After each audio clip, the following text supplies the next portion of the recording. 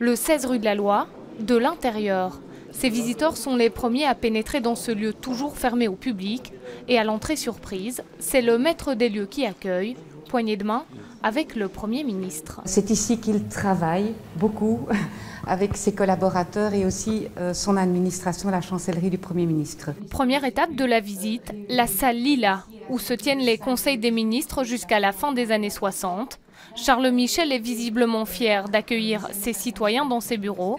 Face à lui, Thomas, perplexe et impressionné. En même temps, pour essayer de créer des emplois, de créer de l'activité, pour que l'on puisse avoir un pays où il y a de la solidarité, où on paye les pensions pour les personnes pensionnées, où on rembourse les soins de santé quand malheureusement des personnes sont malades. Est-ce que tu le connais, le monsieur à qui tu as parlé là tout de suite?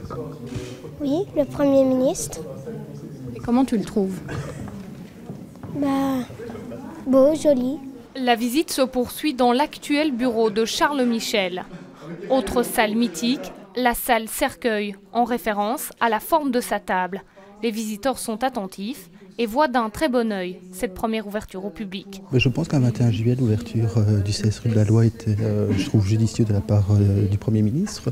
Ça permet de voir une fois l'envers du décor de ce qu'on peut voir à travers les différents reportages, les lieux, la porte cochère et les allées et venues des différents ministres. Quelques étages plus haut, l'actuelle salle où se tient chaque vendredi matin les réunions du Conseil des ministres. Et pour les visiteurs, c'est la surprise. Que le Conseil des ministres se tient dans le grenier, c'est quelque chose d'assez surprenant. Je pense que personne ne sait en fait. On imagine une salle toute dorée et tout, alors que non, c'est une salle avec des poutres.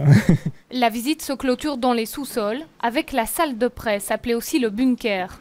Avant de partir, Thomas prend la pause. Pas de questions dérangeantes des journalistes, mais une photo pour immortaliser cette visite inédite.